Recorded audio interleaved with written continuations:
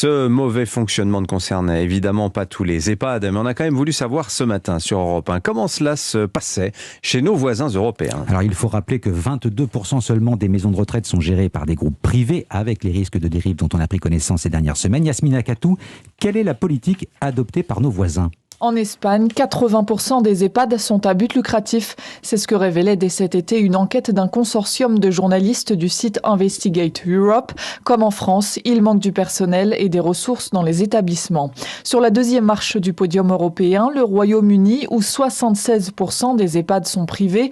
L'enquête évoque des témoignages d'aides-soignants qui traitent les résidents comme des citoyens de seconde zone, des proches qui ont changé plusieurs fois leurs aînés d'établissement faute d'un service satisfaisant. Même constat en Allemagne à cause du manque de personnel.